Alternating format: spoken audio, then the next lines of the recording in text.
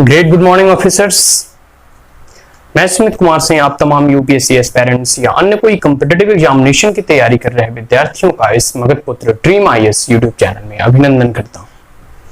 My dear friends, जैसे जैसे UPSC के प्रारंभिक परीक्षा नजदीक आते जा रहे हैं, तमाम विद्यार्थी जो है इस क्वेरीज को लेकर कह सकते हैं कि नए नए क्वेश्चंस डेली उनके द्वारा पूछा जाता है और सारे के सारे जो है यूपीएससी प्रारंभिक परीक्षा में सफलता को लेकर, उसके प्रिपरेशन को लेकर, उसके स्ट्रैटेजी को लेकर या फिर वैसे कौन से तरीके अपनाए जाएं जिससे कि प्रारंभिक परीक्षा में वह सफलता सुनिश्चित कर सके और मेंस के लिए क्वालिफाई कर सके, उसी को देखते हुए आज हम लोग एक विशेष टॉपिक पे चर्चा करने जा रहे हैं जो है कि why we should do self assessment before prelims.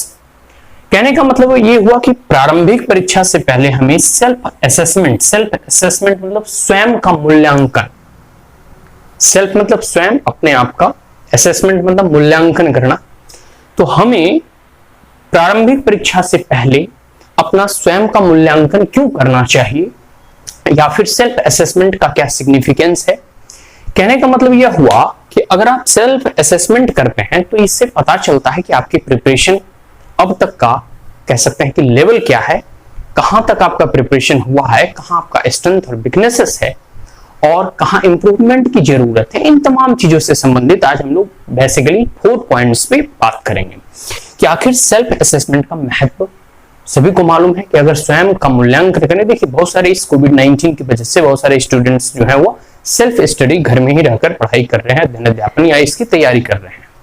अब है कि कोचिंग संस्था वो ज्वाइन नहीं कर पाए या फिर बहुत सारे ऑनलाइन ले भी रहे हैं, बट उनकी जो असेसमेंट है जो पहले की तरह होती थी कोचिंग इंस्टीट्यूट में, वो कॉपी वगैरह चेक करना, आंसर शीट दिखाना, फिर अगर कुछ गलती हो तो इवैल्यूएटर्स और मेंटर्स और टीचर्स से इवैल्यूएट कराना, तो वो सब कह सकते हैं एक दूर की कौड़ी हो गई है जो कि अब इस सिचुएशन में पॉसिबल नहीं है। बट हम जो है अपना सेल्फ असेसमेंट कर सकते हैं, स्वयं का मूल्यांकन कर सकते हैं और कह सकते हैं कि स्वयं अपने आप एक शिक्षक की बात या फिर देख सकते हैं कि हमारी प्रिपरेशन कहां तक हुई है, कहां कुछ लूपहोल्स, कहां कुछ गैप्स हैं।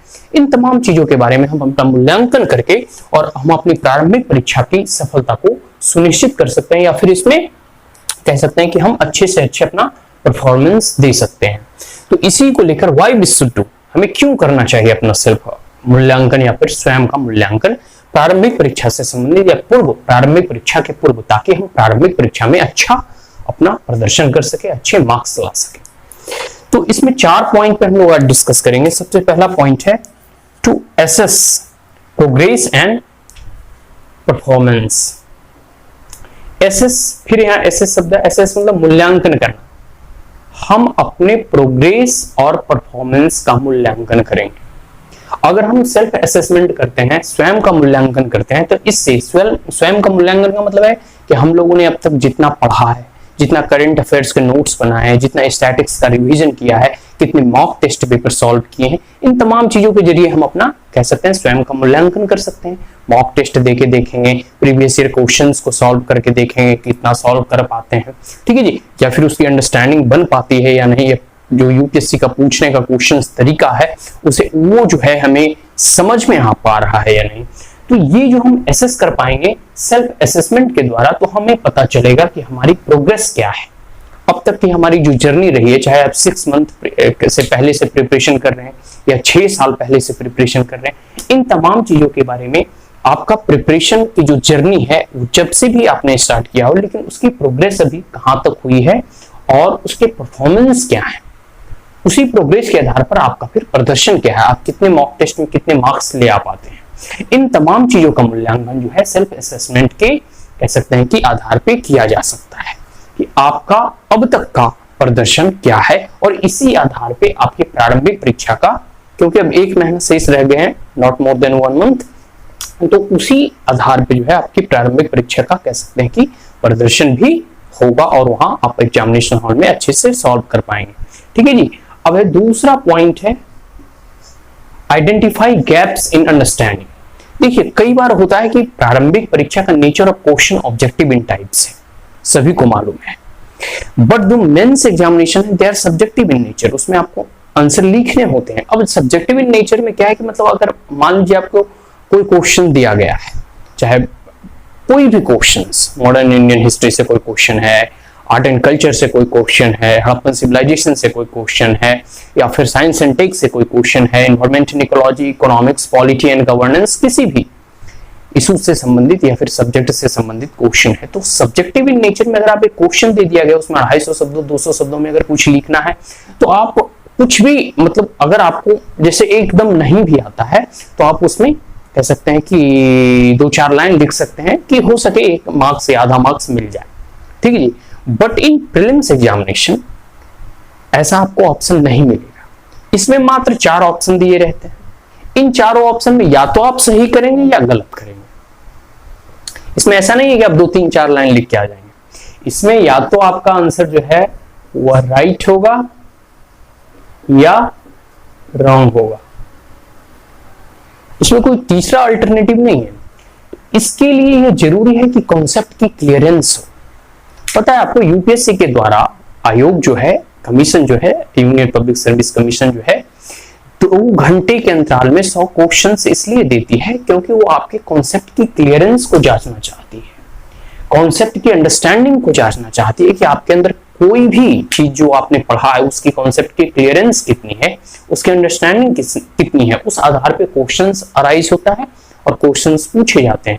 अगर आपके मन मस्तिष्क में वो क्वेश्चंस की अंडरस्टैंडिंग एकदम अच्छी है तो आप सही सही प्रश्नों के उत्तर में टिक लगा के चलाएंगे। बहुत बार क्वेश्चंस ऐसे आते हैं कि आप क्वेश्चंस के ऑप्शन को देखेंगे तो चारों के चारों ऑप्शंस लगेंगे कि चारों के चारों सही हैं, बट सबसे अच्छा, सबसे अधिक सही कौन है, इसमें आपको कह सकते हैं कि छांटना होता है, सॉर्ट आउट करना होता है, और उसमें विद्यार्थी फंस जाते हैं। और वो वही विद्यार्थी कर सकते हैं जिसकी अंडरस्टैंडिंग कॉन्सेप्ट की क्लियर होगी, और वो तभी जनरेट हो पाएगा, तभी ये कल्टीवेट हो पाएगा जब आप बहुत मॉक टेस्ट का अभ्यास कर चुके होंगे, प्रीवियस ईयर क्वेश्चंस को सॉल्व कर चुके होंगे, और अपना सेल्फ जो है मूल्यांकन बीच बीच में करते रहे होंगे कि हमारी प्रदर्शन और परफॉर्मेंस अभी तक, हमारा प्रोग्रेस कहां तक हुआ है, हमें कहां इंप्रूवमेंट की जरूरत है।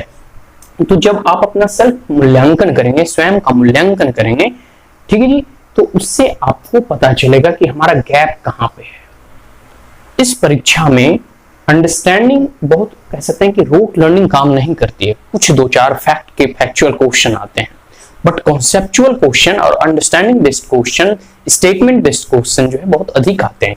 इसलिए आपको अंडरस्टैंडिंग की बहुत आवश्यकता है, और कहां कहां गैप रह चुका है ये तभी आप जान पाएंगे जब आप अपना जो है स्वयं का मूल्यांकन करेंगे, सेल्फ असेसमेंट करेंगे कि हमारा अब तक का प्रिपरेशन का लेवल क्या है। अब आ जाइए तीसरा पॉइंट पे बात करते हैं कि हाउ टू इंप्रूव परफॉर्मेंस। 1 महीना भी समय है, 30 दिन बहुत बड़े मायने रहते हैं। 30 दिन, 30 से अगर 24 को मल्टीप्लाई करो तो बहुत घंटे हो जाते हैं। तो हाउ टू इंप्रूव, अब समय है कि 1 महीना बाकी है। इस 1 महीने में हम अपना क्या दे सकते हैं इस एग्जामिनेशन को लेकर, इस 2021 जो 10 अक्टूबर को है, इस एग्जामिनेशन में अब हम क्या दे सकते हैं और कितना अच्छा प्रदर्शन कर सकते हैं, कितनी और अधिक कठिन मेहनत कर सकते हैं। तो हाउ टू इंप्रूव परफॉर्मेंस।